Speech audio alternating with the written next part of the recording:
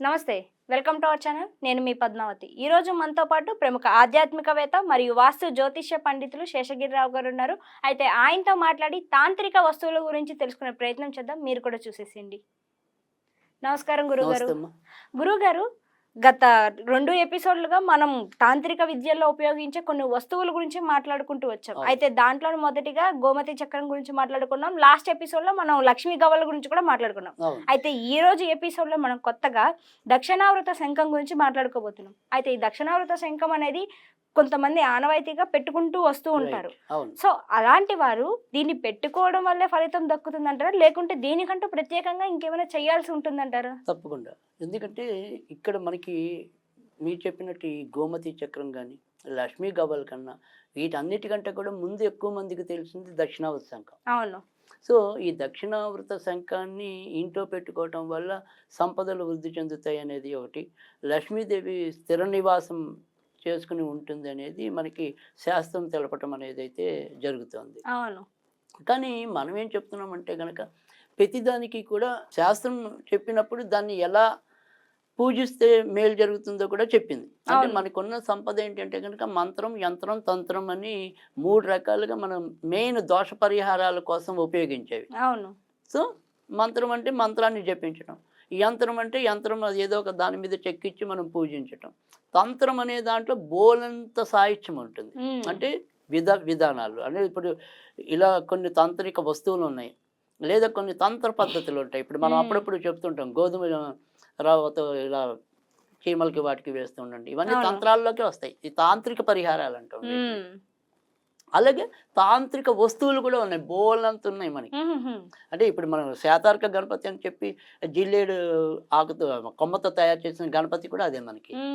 తర్వాత మరి మామిడి కొమ్మతో స్వస్తికి గుర్తు చేయటం అనేది కూడా ఉంది. ఇలా ఎన్నో రకాలైన వేలాది ఉపయోగపడే అంశాలు ఉన్నాయి మనకి ఈ తాంత్రిక సాహిత్యంలో. సో అందుకని ఇక్కడ యాక్టివ్గా ఏదైనా సరే పెట్టేస్తే అది ఎప్పుడు కూడా ఉపయోగం ఉండదు. అవును.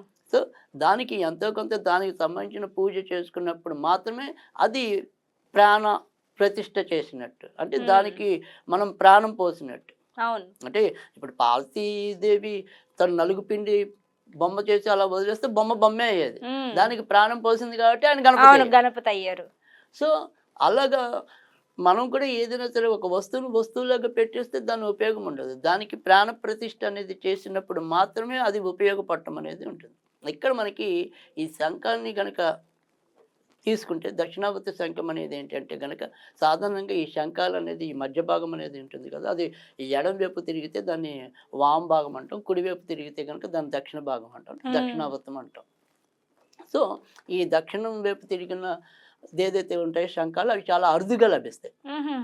సో వామాకృతిలో ఉన్నవైతే కనుక ఎక్కువ విరివిగా లభిస్తాయి. జనరల్గా వాటితోనే మనము శంఖాన్ని పూరించడం అనేది ఉంటుంది. సో ఈ దక్షిణావృత శంఖాలు అనేది అంత సౌండ్ రావు.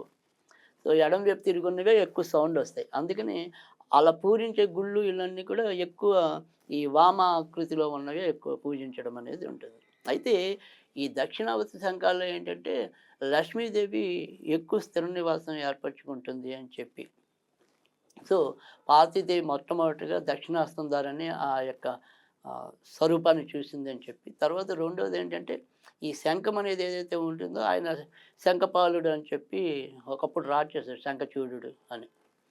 ఆయన వరుసకి లక్ష్మీదేవికి సోదరుడు అవుతాడు. సో అంటే సముద్ర గర్భం నుంచి జన్మించిన వాడు కాబట్టి ఆయన్ని మనం లక్ష్మీదేవికి సోదరుడిగా చెప్పడం అనేది ఉంది. ఎందుకంటే సముద్రుడి యొక్క కూతురు లక్ష్మీదేవి కాబట్టి. అవును. సో అందుకని ఇక్కడ ఏవైనప్పటికీ కూడా అంటే చారిత్రక నేపథ్యం ఏదైనప్పటికీ కూడా లక్ష్మీదేవికి అమిత ప్రీతిని కలిగించే వాటిలో ఈ శంఖాలు అనేది, అందులో దక్షిణావృత శంఖం అనేది మరింత మంచిది. సో మీరు ఈ శంఖాలు పెట్టుకోవడంలో కూడా సైజన్యం అవసరం లేదు. అతి చిన్న శంఖం నుంచి అతి పెద్ద శంఖం దాకా అన్ని మహిమ కలిగినవే. అవును. సో ఇందులో మీకు ఏది నచ్చితే అది పెట్టుకోవచ్చు. అయితే ఇక్కడ చెప్పింది ఏంటంటే కనుక శ్రేష్టమైన తెలుపు రంగులో ఉన్నదైతే కనుక, అంటే తెల్లటి తెలుపు, అది మరింత విశిష్టమైనది. అవును, కొంతమంది ఇళ్లలో శంఖాలు ఉంటే వాటి మీద కొంచెం రకరకాల గోధుమ రంగులు, రంగులో గోధుమ రంగు వస్తుంది. అలా పసుపు ఉమ్, మిక్స్ అయిపోయి అలా కొన్ని కొన్ని మిక్స్డ్ కలర్స్ ఉంటాయి. అవును. అలాగంతా కూడా తేట తెలుగు రంగులో ఉంటాయి గనక, ఒక ఉమ్, పాలనురుగు రంగులో. ఉమ్, అలా ఉన్నప్పుడైతే గనక అవి మరింత శక్తివంతమైనవి అని చెప్పి కూడా మనకి ఈ శంఖ శాస్త్రం చెప్తుంది. ఉమ్, తర్వాత రెండోది వచ్చేప్పటికి ఏంటంటే, ఈ శంఖం ఎప్పుడైనా సరే దాని పైనుండే శిఖర భాగం ఉంటుంది కదా! ఉమ్, అది ఎప్పుడు కూడా మన ఇంట్లో తూర్పు ఈశాన్యం వైపు గాని, ఉత్తర ఈశాన్యాన్ని గాని తొంగి చూసేలాగా, అంటే ఆ యొక్క కొన ఆ డైరెక్షన్‌లో గనక పెట్టినట్టయితే గనక మీకు తొందరగా ఈ ఉమ్, ప్రయోజనం వాటిల్లటం అనేది. ఓకే. ఆ రకంగా శంఖాన్ని మన ఇంట్లో జాగ్రత్త చేసుకోవటం అనేది. ఉమ్, తర్వాత రెండోది ఏంటంటే, ఎప్పుడు కూడా శంఖాన్ని కటిక నేల మీద ఎప్పుడు కూడా పెట్టకూడదు. ఉహుహు, చిన్న వస్త్రం పరిచి దాని మీద మనం పెట్టుకోవాలి. ఉమ్, సో, ఆ రకమైన జాగ్రత్త కూడా మనం ఎప్పుడు కూడా శంఖాన్ని ఇంట్లో పెట్టుకోవాలంటే తీసుకోవాలి. ఉమ్, తర్వాత రెండోది ఏంటంటే, మనకి ఏవైనా సరే ఈ శంఖాలని గనక జాగ్రత్తగా ఉంటాయనుకుంటే, మన ఇంట్లో బియ్యంలో వేసి పెట్టినా కూడా దా ఈ ధాన్యానికి ఎప్పుడు అంటే అన్న కరువు ఎప్పుడు ఉండదు. ఓకే. ఆ, సో, వాళ్ళకెప్పుడు కూడా కడుపు నిండుగా ఆహారం లభించడం అనేది ఉంటుంది. ఉమ్, సో, ఆ రకంగా చేయటం అనేది కూడా ఒక పద్ధతి. అయితే ఇందాక మనం చెప్పుకున్నాం, ఒక పూజ లాంటివి చేసినప్పుడు అది మరింత ప్రయోజనాన్ని చేకూరుస్తుంది అని చెప్పి. ఉమ్, సో, ఎవరైనా సరే ఇప్పటికీ శంఖం ఉన్న వాళ్ళైనా సరే, మునుముందు కొత్తగా మనం ఏదైనా శంఖం కొని దాని యొక్క ప్రయోజనాన్ని పొందాలని కోరుకున్న వాళ్ళైనా సరే, ఉమ్, దీన్ని ఇప్పుడు మనకి దగ్గరలో అయితే గనక మకర సంక్రాంతి రోజు పూజించడం అనేది చాలా ఉత్తమం. ఓకే. ఆ రోజు పెట్టుకొని ఆ రోజు పూజించుకోమంటారు. పెట్టుకొని పూజిస్తే చాలా మంచి ఫలితాలు ఉంటాయి. ఉమ్, అలాంటివి మనకి కొన్ని చెప్పారు. కార్తీక పౌర్ణమి రోజు కూడా పెట్టుకోవచ్చు అని చెప్పి ఉమ్, చెప్పడం అనేది జరిగింది. తర్వాత మహాశివరాత్రి రోజు కూడా పెట్టుకొని పూజించొచ్చు అని చెప్పడం అనేది జరిగింది. తర్వాత మళ్ళీ రేవతి నక్షత్రం ఉన్నప్పుడు గానీ, పుష్యమి నక్షత్రం ఉన్నప్పుడు గానీ, శ్రవణ నక్షత్రం ఉన్నప్పుడు గానీ పెట్టుకున్నా కూడా మంచి జరుగుతుందని చెప్పారు. తర్వాత మరి ఈ ఏకాదశి తిథి నాడు కూడా పెట్టుకుని పూజించటం అనేది కూడా చెప్పారు. కనుక ఈ దినాల్లో మీకెప్పుడు ఖాళీ కుదిరితే అప్పుడు. దగ్గరలో అయితే మనకి మకర సంక్రాంతి ఉంది. ఉమ్, దీన్ని ఏం చేస్తామంటే గనక ఎప్పట్లాగానే శుభ్రంగా శుద్ధి చేయటం అనేదైతే ఉంటుంది ఈ శంఖాన్ని. శంఖాన్ని శుద్ధి చేశాక మనం ఏం చేయాలి అంటే గనక, ఏదైతే మనం పురుష దేవుళ్ళని పూజించేప్పుడు పురుష సూక్తం చదువుతూ, అంటే స్త్రీ దేవతలు అయితే గనక స్త్రీ సూక్త విధానంలో మనం షోడోపచార పూజలు చేయటం అనేది ఉంటుంది. అవును. అలాగే ఇక్కడ మనము పురుష సూక్త విధానంలో, అంటే జనరల్‌గా మనకేమవుతుందంటే గనక ఏదైనా సరే సపోజ్ ఉదాహరణకి ఒక విష్ణువు పూజ చేసామనుకోండి. ఓం పలానా విష్ణవే నమః అవును. ఆర్ఘ్యం సమర్పయామి. ఉమ్, అలా పలానా విష్ణవే నమః హస్తం ప్రక్షాళయామి అవునవును. ఇలా అంటూ ఉంటాం.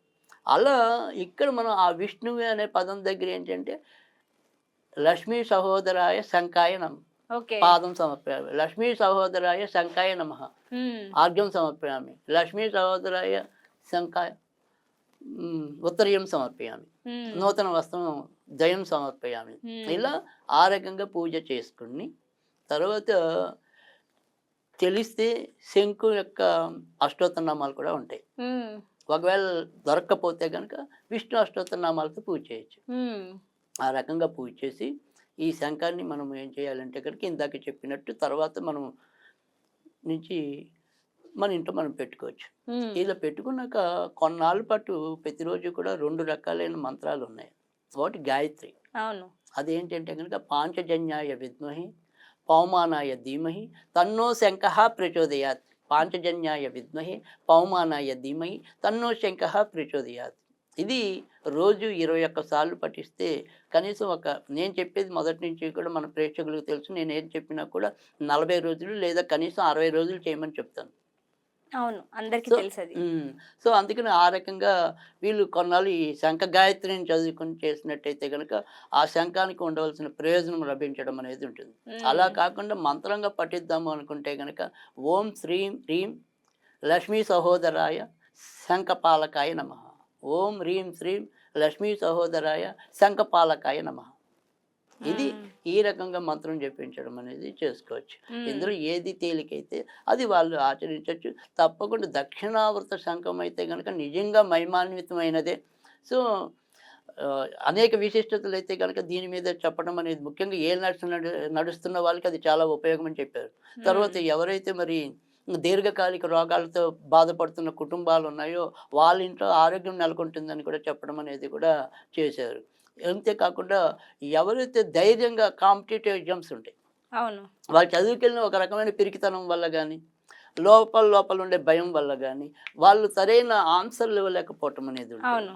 సో, అలాంటి రుగ్మతని కూడా ఈ దక్షిణావత శంఖం అనేది నివారణ చేస్తుందని చెప్పి గూడా మనకి ఈ దక్షిణావత శంఖం యొక్క ప్రయోజనాల్లో తెలిపి ఉండటం అనేది కూడా జరిగింది. కనుక హ్మ్. ఈ రకంగా మనం దానికి ఒక ప్రత్యేకత వస్తుంది. శక్తి కూడా లభిస్తుంది. మనకి కూడా మనశ్శాంతిని, అన్ని రకాల సంపదల్ని, సిరి సంపదల్ని ఇవ్వడానికి సహాయపడతాయి కాబట్టి, మీరు చెప్పినట్టు ఈ విధంగా దాన్ని ఉపయోగించడం వల్ల అందరూ కూడా సుఖ సంతోషాలతో సంతోషంగా ఉంటారని నేను కూడా అనుకుంటున్నాను. నిజంగా ధన్యవాదాలు గురుగారు. మాకింత చక్కటి వివరాన్ని ఇచ్చినందుకు.